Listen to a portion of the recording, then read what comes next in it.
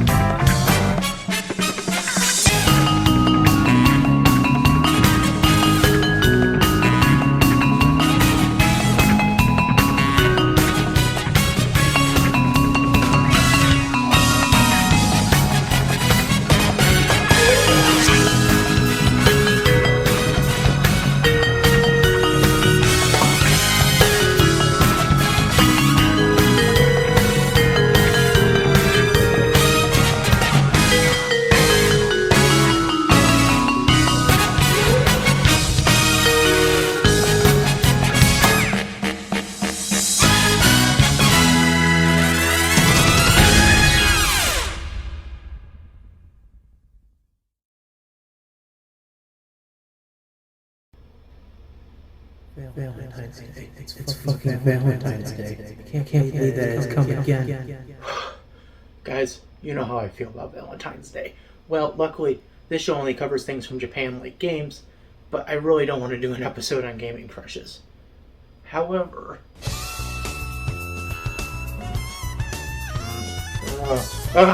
No. Luckily, this show also covers anime from time to time, so let's just do something about anime crushes. Yeah, for many people in the anime and gaming community, we have our own set of crushes on characters that we've grown up watching for years, or sometimes even decades. We generally coin these crushes as our preferred waifus, and for a select few of us, we take the idea of waifus to the nth degree, with items like body pillows and holograms. Then there's the select few that go even farther than that by getting married to the inanimate object, thinking it's the closest representation to the real thing. Until technology improves, of course. But I just realized that saying all of that out loud, some of you are now probably curious as to my choices for crushes or waifu material. To which I say, how dare you.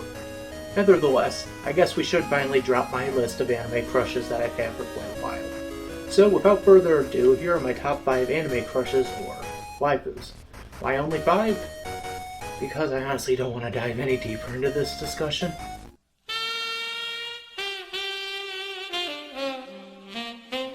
Number 5. Now I know I just said these were going to be anime crushes and not video game crushes, but I'm going to allow this one only on the basis that she's not a real video game character, but not exactly an anime character either.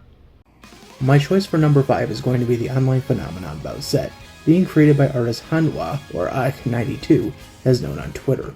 Back in 2018, Bowsette had blown up into an icon of not only the online culture surrounding the Super Mario franchise, but also as kind of an icon in some ways to the LGBTQ+ community. To understand what I'm getting at, we must quickly discuss the Nintendo Direct for New Super Mario Bros. U Deluxe that would lead to this creation. Back in September of 2018, Nintendo released one of their directs covering the upcoming game lineup for 2019. One of these games would end up becoming New Super Mario Bros. U Deluxe. While showing off the gameplay footage, Nintendo mentioned that not only was Toadette going to be a playable character, but that a new power-up was going to be introduced in this port, that being the Super Crown. This power-up allowed anyone who wore it to become a special version of Princess Peach with the additional jumping powers. Because, as you know, Princess Peach was able to, well, float. At least the idea of anyone using it was what many considered. It wasn't until weeks following the first drawings of the fan characters that Nintendo had to clarify that it was only Toadette that was able to use the power-up. But it was too late. Days following the presentation, an online artist named Hanwha uploaded a short comic strip centered on a what-if ending for Super Mario Odyssey that involved the announced power-up, and with the last panel, OC history was made. Super Crown Bowser, or Bowsette as the fans were about to call them, became an immediate hit online with fan art of the OC character hitting the scenes by the end of the day. The fans rallied around the character so much that they were questioning why Nintendo never considered doing this idea as an actual canon story for the Super Mario universe. The success of this OC also led to the creator receiving an award from Nico Nico and Pixiv for the character becoming one of the most trending pieces on the internet during 2018. For me, that's the main reason I picked this character to represent number 5. It just symbolized for me at least a moment in which the entire online art scene was given a wider exposure. not only by winning that award, but also by Nintendo having to deal with the circumstances they created when they didn't further elaborate on the power-up that gave us this madness. Funny enough, because of the success of Bowsette, a multitude of other Super Crown OCs started to pop up, like Booette, Goombette, Shy Guyette, and even an entire Super Smash Bros. Ultimate roster of Ets started to make the scene online. For that, I must applaud not only Hanwha, but also the fandom for making this possible. Also, I might be inclined to say that I find Bowsette kind of sexy. Number 4. It's a tie between two similar characters for two somewhat different animes. Number 4 is going to both Jessie from the Pokemon anime series and Petrofina Dagmar from the short-lived series Flint the Time Detective. Both characters share similar attributes. They're both bad guys that are a part of their established trios, but aside from that, there's not much else that makes them that similar. Well, unless we investigate their origins. Yes, I actually tied these two for their backstories more than their actual professions and roles within their respective series. Looking first at Jessie, we had episodes going over her childhood as well as her true dreams and aspirations. She wanted to be an actress as well as a nurse joy. These dreams would be explored in various episodes over the course of the show's 25 plus years on television. In fact, there's one episode from Pokemon X and Y that stood out to me, that episode being a fork in the road, a parting of ways. Being separated from James and Meowth after being struck by an attack by Pikachu, Jessie and Wobbuffet end up being saved by a doctor named Dr. White and his female Wobbuffet. With the realization that their Wobbuffets are getting along, Jessie decides to leave Team Rocket and follow her dreams by becoming Dr. White's house call Pokemon assistant, only to realize that her feelings for Dr. White could never be reciprocated. And with that, Jessie returns to Team Rocket, with Wobbuffet returning to the team a little while later.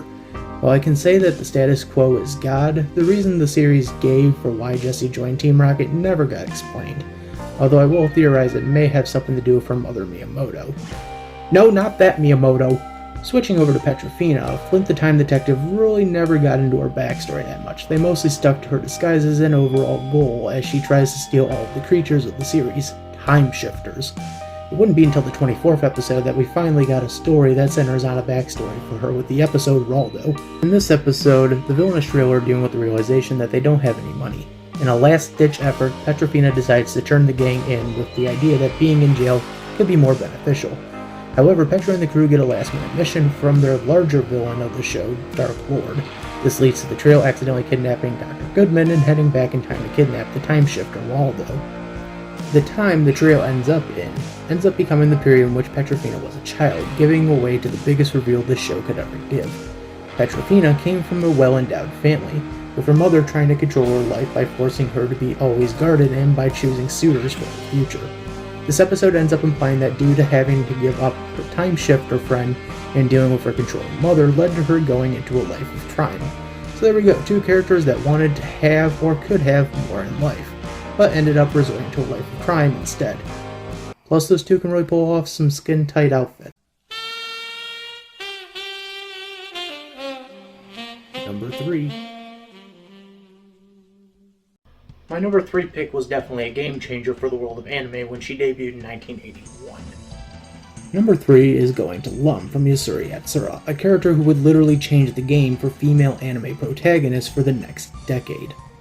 To understand what I mean, I'm going to have to give a very condensed version of the anime landscape between the late 1960s and early 1980s. Trust me, I have an entire episode planned down the road to cover this subject in greater detail. During that period of the late 60s to early 80s, social movements took place within Japan regarding gender roles, and many animation studios during that time decided to lean into that subject with shows that centered on female leads, with most of these shows having a similar premise of magic and witchcraft being involved. By the early 1980s, however, changes within the world would lead to many studios moving away from magical-centered shows and more into slice of life and science fiction, with shows like Dr. Slump and Yusuri Yatsura carrying the torch of what those previous shows of the past decade did, having strong female leads with otherworldly premises. Again, I'm going to cover this series in a future episode, so I'm going to simplify the entire premise as best I can. Lum is an alien princess from the planet of Oni who was selected to compete in a game of tag against Earth's representation, Ataru Motoboshi. Ataru eventually wins, but through a case of misunderstanding, Lum ends up falling for Ataru after overhearing him discussing marriage. Marriage granted that he was planning to have with his actual girlfriend Shinobu. And so, from that day onward, Lum stays on Earth to be with her beloved darling and try to fit into life on Earth. Being somewhat naive and ditzy, Lum can also be somewhat manipulative at times. For example, one of my favorite moments in the entire anime is in the 5th dubbed episode, in which Lum's ex-boyfriend Rei comes back to Earth and tries to win her back, befriending Ataru's girlfriend Shinobu along the way. The moment that breaks me down every time, however, is when Ataru and Shinobu are pushing Lum to go back to Rei and leave Earth, and in an unbridled fit of rage, Lum drops this bombshell. I won't! And you know why? Because I'm pregnant with Ataru's baby!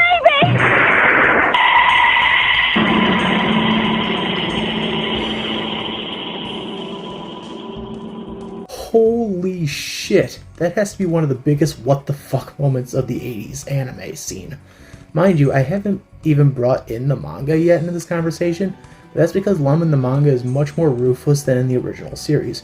Her beauty and charm made Ataru's friends beat him up until he allowed her to stay with him in the 2nd episode of the series. No joke. But behind all of that naivete and cunningness, there is a very sweet and caring side to her that often shines through. It's only because of Ataru's ignorance that he barely even notices or even acknowledges it. At least early on. Sweet, caring, somewhat naive, and from time to time manipulative, Lum is a shockingly good girl that made an impact on anime. Besides, she can electrocute me any day with that tiger skin bikini. Number 2. Number 2 kind of shares some similarities to number 3, but those similarities are somewhat minor when choosing between the two. I thought that this character edged Lum a little bit though in the means of context of the situation. My number 2 selection is going to Toru from Miss Kobayashi's Dragon Maid, and while she wasn't a game changer for the anime industry like Lum was, the two do share some similarities in regards to certain plot elements. What I mean by this is that both characters share an element of finding reason to stay on Earth as opposed to going back to their home planet, or in Toru's case, her home dimension. Both characters did it out of love, a miscommunicated love, but a love nonetheless. Yes, like Lum, Toru came to Earth from another realm, and while at first to lay low and heal herself from a sword in the back, she ends up meeting Kobayashi late one night when the latter gets too intoxicated and misses her bus stop and finds herself in the forest. Kobayashi, in an intoxicated manner, ends up pulling a sword from Toru, and the two celebrate by drinking and making small chatter, with Kobayashi offering Toru a place to stay at her apartment.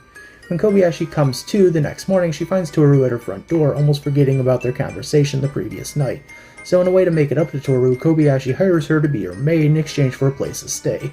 Toru ends up mistaking this for a start of a relationship, and from that day onward, Toru tries everything in her power to get Kobayashi to love her. So similarly, as Lum fell for Ataru over a blurb he made out of context, Toru fell for Kobayashi out of their drunken stupor. To separate their similarities, however, it only took Kobayashi 14 episodes, or approximately 33 chapters, 4 mangas, to realize that she may have some feelings for Toru, while it took Ataru 39 episodes, approximately 36 chapters, 5 mangas. But even then, by the 4th episode, or 13th chapter of the manga of Miss Kobayashi, it was starting to slowly be implied that these two were starting to really get along, treating Kana like a daughter when she states she wants to go to school. No joke, the scene in which Kobayashi and Toru watch Kana sleep with her school bag on was one of the clips that made me want to watch the series.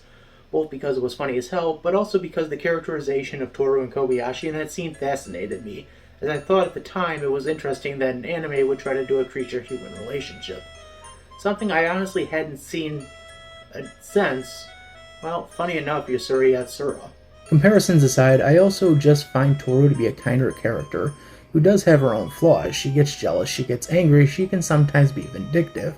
But at the same time, some of those traits also came from the fact that Toru had a hard time trusting humans back in her home dimension.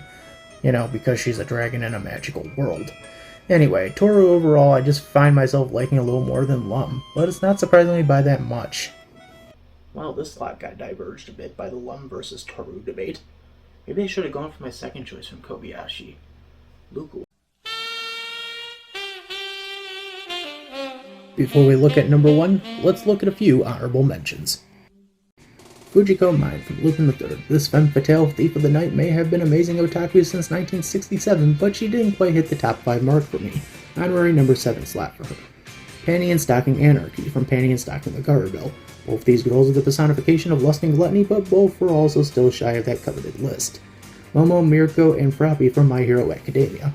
Trust me, these weren't the only 3 up for consideration for both the list and honorable mentions, but these 3 stood out the most to me.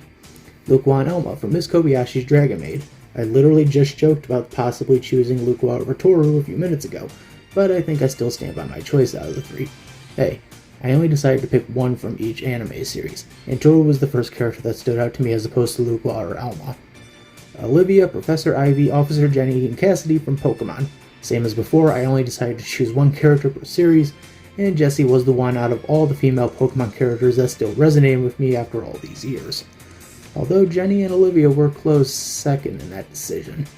Chi-Chi and Android 21 from the Dragon Ball franchise. I honestly put Chi-Chi on this list more out of pity than actual enjoyment, and when we get to number 1 you'll understand why.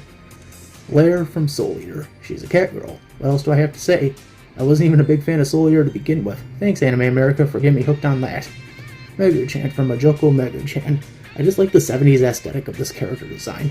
Honey from Cutie Honey. Same thing as Megu-chan. Heck, I probably would have tied these two had I expanded the list. Valentine from Cowboy Bebop. Ah, the first real anime crush any boy of the 2000s would get, besides Jessie.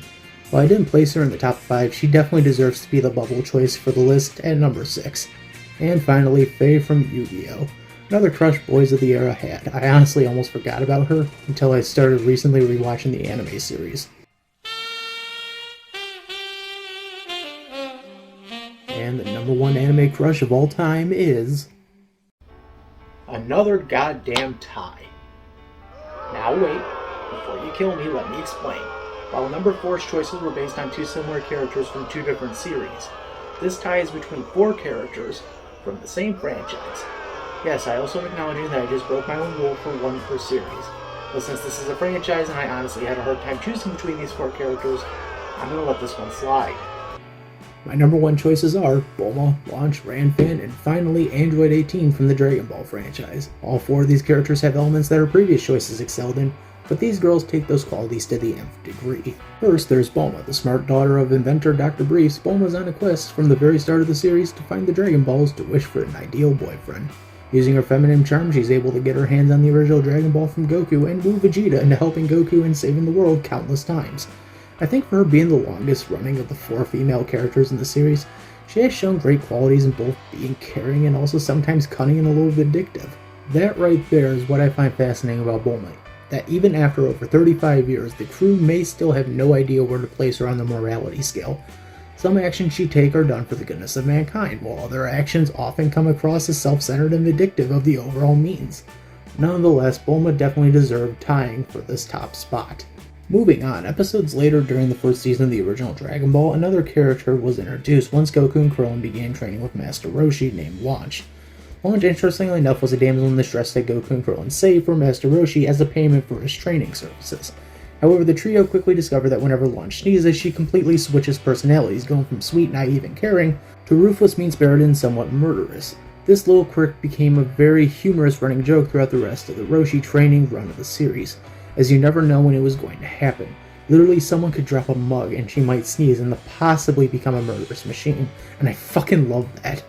That's why Launch is also tied for first. Once we get into the tournament portion of the series, we are introduced to a winning fighter named Ranfan, and my god, this character is probably the most manipulative character to have ever graced the Dragon Ball franchise.